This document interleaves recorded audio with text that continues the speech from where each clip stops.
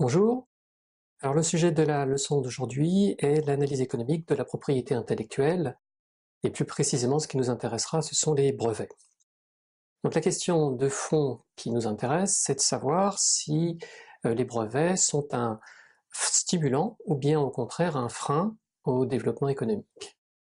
Alors nous allons examiner cette question avec deux parties. Dans une première partie, nous verrons les justifications des brevets. Il y a des justifications traditionnelles et des justifications qui sont plus récentes, que nous passerons en revue. Et puis dans une seconde partie, nous verrons les critiques des brevets, critiques traditionnelles et renouvelées. Donc première partie, justification des brevets. Alors la justification des brevets, je vais l'illustrer par un exemple que je vais vous présenter maintenant. Alors supposons qu'il n'y ait pas de possibilité de breveter des inventions, et supposons qu'il coûte 10 millions d'euros pour développer un nouveau produit, un nouveau procédé.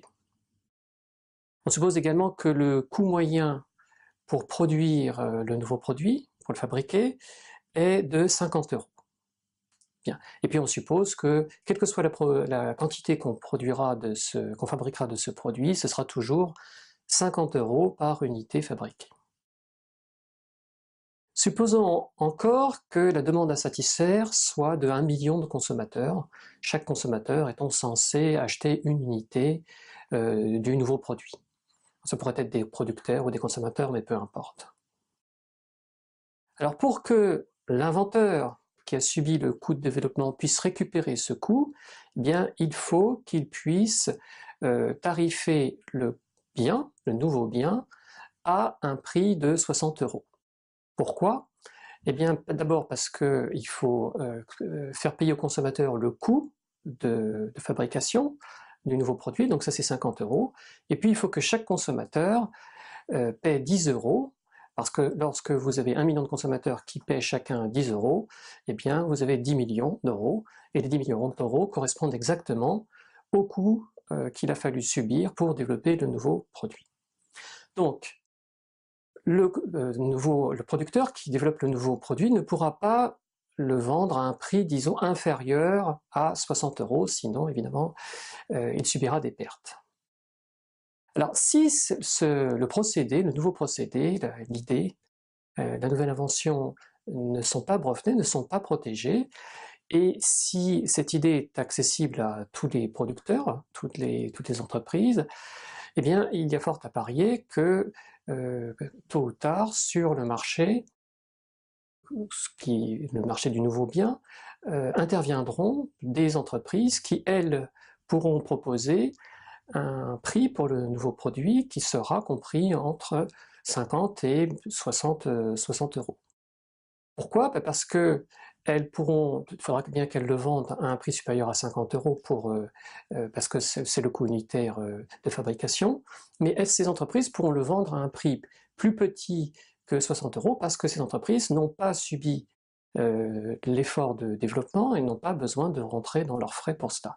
Donc ces entreprises pourront proposer des prix qui seront plus faibles que 60 euros, et ce qui se passera, c'est qu'elles feront sortir du marché, elles mettront en faillite l'inventeur du bien.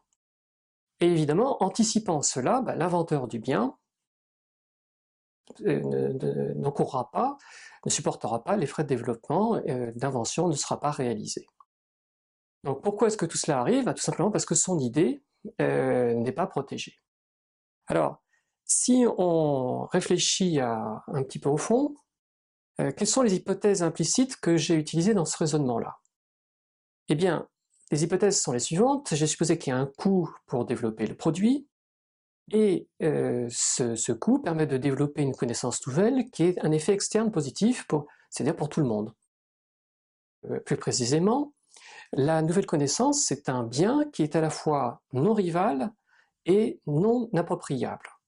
Non rival, ça signifie que la connaissance du procédé, de l'invention par une entreprise n'empêche pas une autre entreprise de l'utiliser pour fabriquer. Tout le monde peut l'utiliser. Deuxièmement, la seconde caractéristique, c'est d'être un bien non appropriable. C'est-à-dire que, comme l'invention n'est pas protégée, eh bien, elle peut être utilisée par tout le monde. On ne peut pas interdire à quelqu'un s'il n'y a pas de système juridique, d'utiliser une idée qui peut être transmise très facilement. Bien. Et ça, c'est vraiment l'hypothèse clé qui sous-tend tout le raisonnement.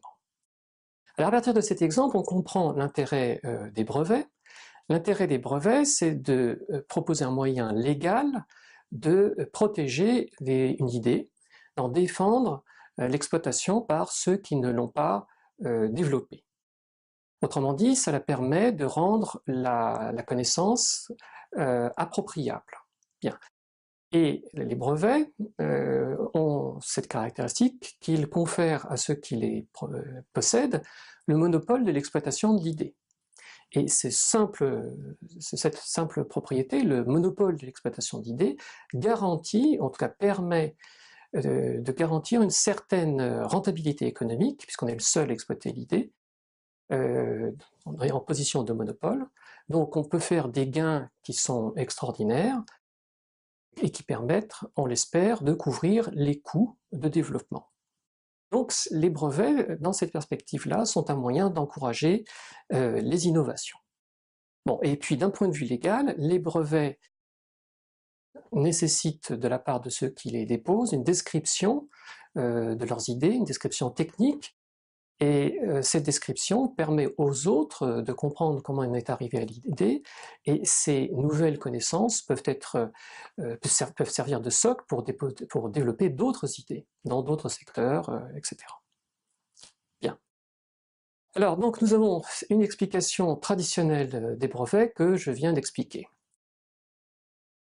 Cette explication traditionnelle doit être complétée par d'autres explications, et pour une simple raison, c'est que d'un point de vue empirique, quand l'on fait des études sur les raisons qui poussent les entreprises, par exemple, à déposer des brevets, eh bien on s'aperçoit que les motivations qui les poussent à déposer des brevets ne sont pas, en premier lieu, la recherche d'un monopole d'exploitation de leur idée. Alors à l'exception, c'est vrai, du secteur de la pharmacie qui est cependant un secteur considérable, évidemment. Mais alors, si on ne recherche pas le monopole d'exploitation, qu'est-ce que l'on recherche? Eh bien, tout d'abord, les entreprises déposent des brevets parce que leurs concurrents le font également. Donc déposer des brevets, c'est acquérir des positions, se placer dans la concurrence, et c'est se donner les moyens de pouvoir négocier des arrangements, c'est se donner des possibilités d'attaquer ses concurrents si on est soi-même attaqué sur le plan juridique par ses concurrents. D'autre part, déposer des brevets, ça permet également de préparer des accords de coopération que les entreprises passent entre elles pour développer en commun de nouveaux procédés. Et en dernier lieu, eh bien, les brevets sont un moyen de signaler à différentes communautés, différents agents, la capacité qu'une entreprise a ou un individu a à développer, à créer des nouvelles idées. Donc c'est un signal de force, de dynamisme que l'on envoie, alors soit à des consommateurs, soit aux concurrents, ou bien par exemple à des actionnaires.